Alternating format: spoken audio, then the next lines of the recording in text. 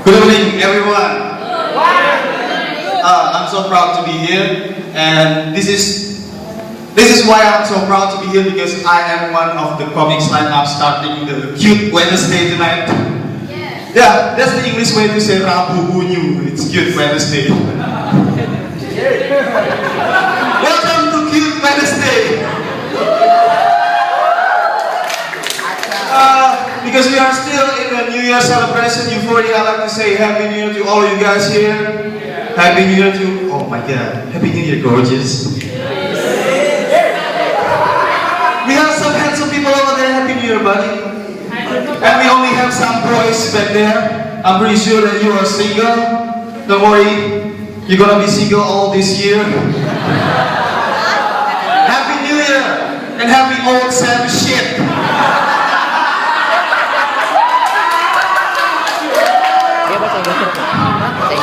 But don't worry for the single over here, because in Christmas, Santa Claus was probably making a song for you. It was like, single bell, single bell, single bell.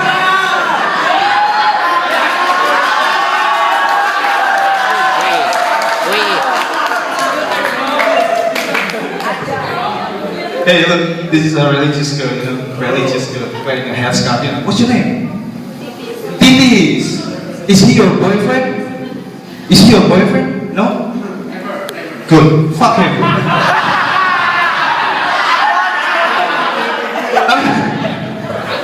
Do you want to have a relationship with him? Not good. Because that would be your nightmare. You want a nice dream? Stay away from him and marry me.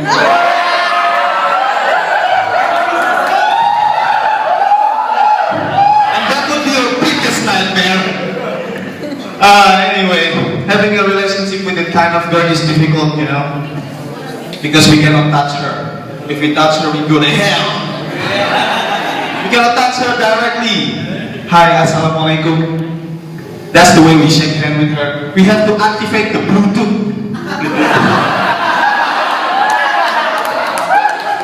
But then we can go to heaven by touch nothing. Pakai bahasa Indonesia aja ya, kasihan yang sini nggak ketawa, nggak ngerti ya, ketawa aja makanya, biar nggak kelihatan bego. Yang ketawa juga belum tentu ngerti.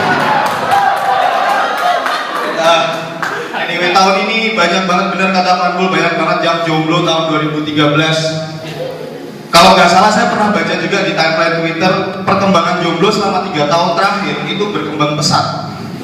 Jadi dari tahun 2011, 2012, 2013 itu jomblo makin banyak ya. Itu bukan apa-apa, bukan kabar buruk, artinya cepat atau lambat jomblo akan menguasai dunia.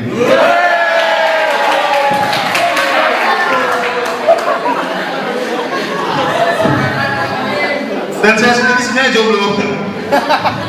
Saya sendiri jomblo, tapi saya nggak pernah khawatir, saya nggak pernah marry jadi jomblo, karena ada sebuah penelitian yang bilang jomblo itu memiliki usia 2 kali lipat lebih panjang daripada yang sudah punya pacar. Tapi 5 kali lebih menderita.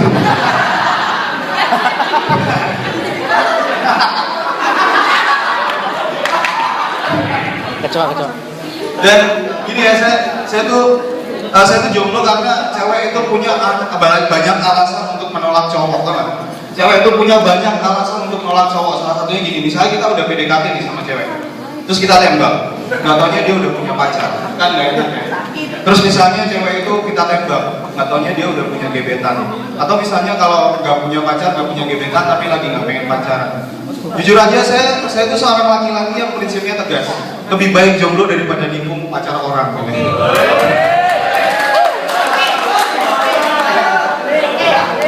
Teman saya pernah bilang gini, enggak, kamu lagi deketin siapa? Oh, lagi deketin si dia. Tapi kan dia udah punya pacar. Iya ya, tapi nggak apa-apa, lanjutin aja. Justru karena dia udah punya pacar, saingan kamu cuma satu. Itu kan tolol ya, kalian nggak pernah kan ngebiarin Andika kangen band, anggap ibu kandung kalian, ibu kalian juga, ibunya dia juga, mau saudaraan sama Andika? Nggak mau, mirip sih tapi. Ya kan, jadi lebih baik kita pastikan dia itu masih jomblo atau enggak. Kadang kita deketin cewek, si cewek ini jomblo, maksudnya dia udah punya pacar gitu, akhirnya kita ditolak. Atau misalnya dia nggak punya pacar tapi udah punya gebetan, nggak punya pacar, nggak punya gebetan, pas ditembak lagi nggak pengen pacaran. Ditembak punya pacar, kayak gak punya pacar, gak punya gebetan, lagi gak pengen sendiri juga, pas ditembak ternyata lesbi. Atau misalnya gak punya pacar, gak punya gebetan, lagi gak pengen sendiri, bukan lesbi, katanya suster di gereja. Apa ya, biara mati.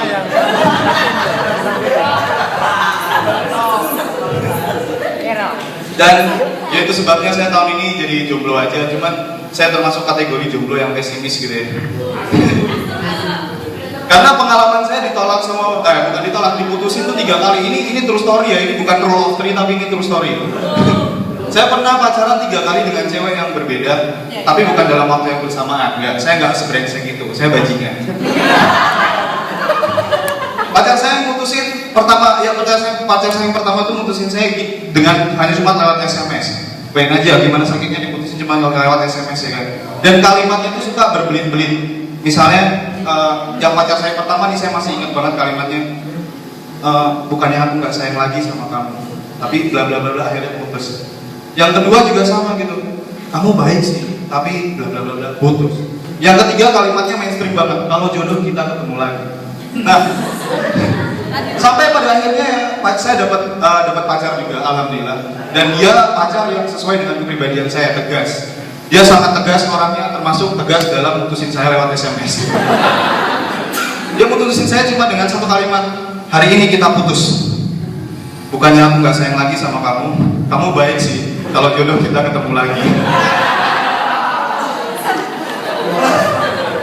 Makanya saya menggolongkan diri saya adalah jomblo yang pesimis. Jadi suatu saat kalau misalnya saya gandeng pacar saya, ada teman saya yang nanya, pacar baru ya Ci? Bukan, terus siapa? Calon mantan.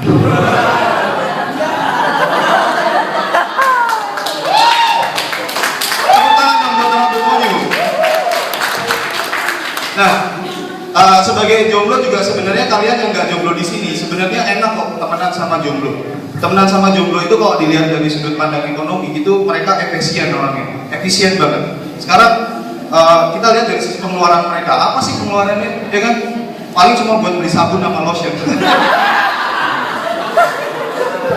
Atau sakit apa sih paling pusing karena galau ya kan?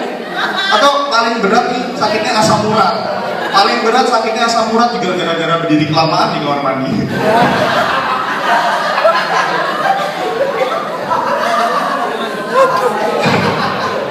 Tapi nggak usah khawatir jadi jomblo itu enak. Apalagi sekarang gini, susah banget cari cewek, susah banget kita untuk nyari cewek. Karena kita harus memastikan benar-benar cewek ini pantas buat kita, gitu ya sebagai cowok. Gitu. Saya bukan pertama kalinya yang mendengar sebuah survei ini, gitu ya. Saya bukan pertama kali dan saya yakin beberapa di antara kalian di sini juga bukan pertama kali mendengar survei ini bahwa 86% mahasiswi di Jogja sudah tidak perawan. Enggak, saya nggak mau ngomongin porno, ini survei ya.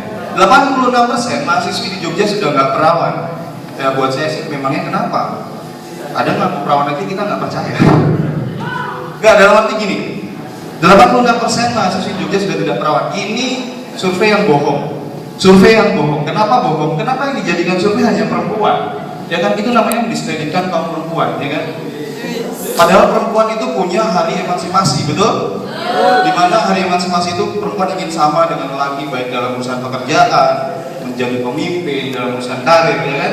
Ingin sama dengan cowok, ingin sama gitu kan. Tapi jangan harap ketika emansipasi sudah tegak, kalian nonton olimpiade, ada pertandingan tinju wanita, tinjunya pakai kolor doang. Itu nggak ada. Gitu ya. Nah, artinya ini mendiskreditkan kaum perempuan. Kenapa nggak 100% mahasiswa di Jogja sudah nggak berjaka? Karena saya yakin 100% mahasiswa di Jogja pernah memperkosa diri sendiri.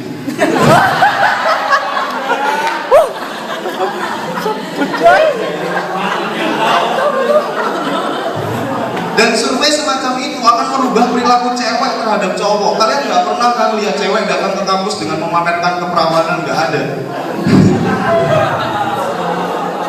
Masa nanti misalnya kalian lagi duduk-duduk ngumpul gitu di satu tempat di kampus gitu kan, terus ada cewek lewat, kasihan kan ceweknya harus ngaku aku masih perawan.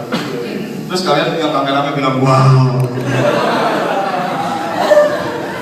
Atau misalnya ketemunya sama cowok-cowok yang gerombolan cowok-cowok alay gitu, aku masih perawan banget tau, perawan aja.